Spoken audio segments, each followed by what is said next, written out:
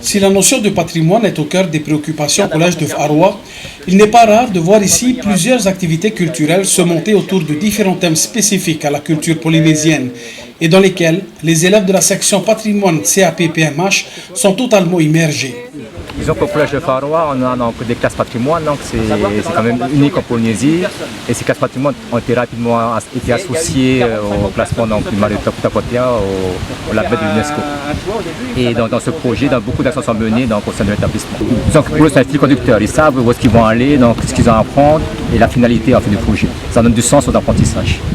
Dans leur cursus scolaire, ces jeunes collégiens issus de Taptopoatea, pour la plupart, se trouvent bien souvent avec un agenda un peu plus étoffé. Des heures supplémentaires au programme, pendant lesquelles ils sont sensibilisés à la notion de patrimoine et de culture polynésienne, ce qui en fait un plus par rapport aux autres élèves qui suivent un cursus normal. Ils ont déjà des séances en plus par rapport aux autres élèves, en art, en musique, en français, en géographie. Et en plus, ils ont des projets de promotion de la culture polynésienne. Et ce n'est pas un hasard si aujourd'hui cette visite des Gabro de Arwa était au programme, car avec le projet de classement du Marutapotea au patrimoine mondial de l'humanité, il est fort probable que les débouchés n'y manqueront pas. Le métier de guide de randonnée par rapport aux jeunes qui sont avec nous, ça peut être très intéressant, sachant que ça nécessite quand même une formation de 6 mois à Jeunesse et des Sports à Tahiti. Et que c'est une bonne formation, je pense que c'est l'avenir. Si la masse touristique augmente, on aura besoin de plus en plus de guides. À l'heure actuelle, nous ne sommes que 2 guides sur l'île. Après, il faudra peut-être des guides plus, peut-être pas des guides de randonnée pédestre, mais certainement des guides pour faire visiter le Marae et puis tous les pays qu'il peut y avoir autour dans la vallée d'Aratao. Et pour devenir guide de randonnée pédestre, il faudra non seulement se former, mais aussi s'approprier un minimum de connaissances sur les lieux culturels, voire cultuels, chargés d'histoire. Parfois pas toujours évident, surtout lorsque science et culture se contredisent. C'est pas toujours évident de trouver une histoire sur le site. Bon, il y a des sites qui sont bien connus où on connaît un petit peu l'histoire. Mais après sur des sites comme ça, on essaye, comme me disaient les papas, là, ils vont essayer de faire un lien avec ce qui existe déjà. Donc, mais c'est quand même un plus de pouvoir expliquer, au moins, bon, il y a le côté légende, culture, et après il y a le côté scientifique de la formation des Gabro. Que les gens ont besoin de savoir également. Besoin de savoir également, c'est des coulées de lave qui ont refroidi, comme disait Fred Jacques, qui ont refroidi tout doucement au fil du temps. Donc ces roches particulières sont nées en fait dans la cheminée du volcan. Donc ici on est au cœur du volcan. Il y a 2 grosses cheminées. Donc c'est la cheminée principale où toute l'île d'Oriatea quasiment est sortie. À part 2-3 petits volcans comme l'Oropiro. Donc là c'est une roche qui est grenue. Donc grenue ça veut dire qu'elle fait des grains qui sont visibles à l'œil nu. Donc plus gros qu'1 millimètre. Et donc ces grains, ces cristaux peuvent apparaître uniquement que si la roche refroidit très lentement. Donc pour qu'elles refroidissent très lentement, en fait, elles sont restées dans la cheminée. C'est pour ça qu'on les retrouve uniquement dans ces 2 zones-là.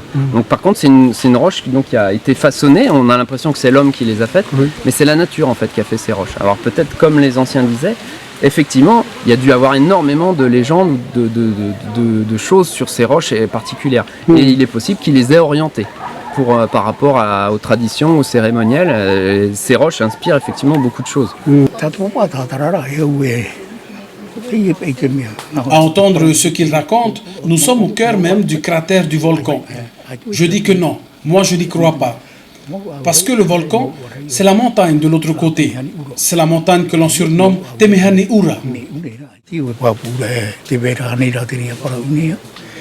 Et par rapport à ces pierres, elles ont été taillées par nos ancêtres. Regardez ces pointes. Elles ont toute une signification. Un jour, peut-être, je ferai des recherches pour avoir plus de précision à ce sujet. Mais en bon guide de randonnée pédestre, l'histoire et la culture ne suffisent pas. Il y a aussi quelques notions techniques à savoir, notamment concernant la faune et la flore. Les élèves ont également pu apprendre, par exemple, les différentes espèces de plantes envahissantes, voire même menaçantes, auprès des professionnels. Nous, quand on a ce type de plante-là, la flore qui initialement était présente finit par disparaître. Ou alors il y a quelques petites reliques ici ou là qu'on arrive à retrouver. Et l'autre caractéristique de ces plantes-là, quasiment la totalité de ces espèces envahissantes, c'est qu'en général elles fournissent énormément de graines et qu'elles vont suffisamment loin pour occuper énormément d'espace. Et c'est ça qui va les rendre finalement extrêmement envahissantes et problématiques. Il n'y a pas de fougère, pas le tiatiamoawa, il n'y a rien. En fait, il y a tellement d'ombre et ça a changé le milieu que la végétation qui était là avant, elle a disparu. Et donc, à part elle-même et peut-être une autre plante envahissante, il n'y a presque plus rien d'autre. Donc ce site avait été défriché en 2004 pour essayer de faire ressortir les gabbros et en fait, le problème c'est ça, sans gestion, c'est les plantes envahissantes quand on ouvre un milieu qui malheureusement pousse en premier. En quête de leur propre identité, aujourd'hui, ces jeunes collégiens de Faroua ont accompagné leurs anciens, Tefeyap Ari, les sages comme on les appelle, les seuls qui détiennent encore aujourd'hui la connaissance ainsi que la vérité sur l'histoire d'un peuple oublié d'autrefois. Ces connaissances qui se transmettaient jadis de père en fils que par voie orale, ils souhaiteraient les transmettre à leur tour aux futures générations. Nous ne voulons plus garder ça pour nous parce que là, on va partir de ce monde et puis nos remplaçants, on ne va pas être à l'aise. Donc autant mieux partager maintenant et surtout avec les élèves qui sont à même de bien retenir ce qu'on leur a dit. Et l'histoire est vraie, l'histoire est réelle, personne ne peut la contourner. Donc on veut transmettre la réalité des faits.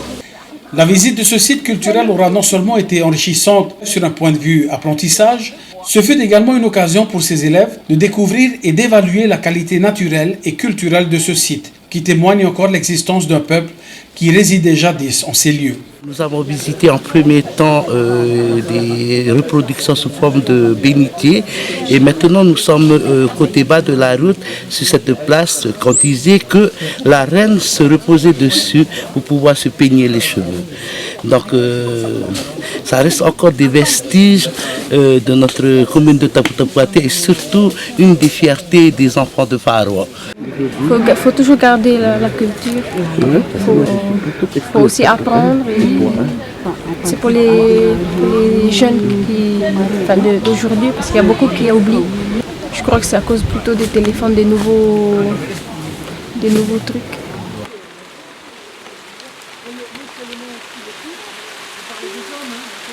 Enrichissantes susciteront bien des vocations chez ces élèves qui en appellent à la réconciliation de cette jeunesse d'aujourd'hui, d'avec son histoire, sa culture. Non, pour pouvoir avancer, apprenez d'abord à parler, à bien parler votre langue. Quand vous dites Yaorana, vous dites comme ça Yaorana, ça ne vous fait rien du tout parce que vous ne savez pas exactement ce que ça veut dire. Alors, vous vous penchez sur ce que l'Européen dit, Yaorana c'est bonjour, et c'est faux. Parce que quand vous dites bonjour, le jour il est bon, c'est tout. Mais quand le Polynésien, il vous dit Yaorana, et quand vous connaîtrez le sens, il est en train de vous souhaiter de tout son cœur, Yaora, que vous soyez en vie, et Yana, que vous soyez en paix. Ça change complètement la donne. Donc ça, ce sont des choses que je suis en train de vous miroiter pour vous donner encore cette fierté d'appartenir à ce peuple polynésien.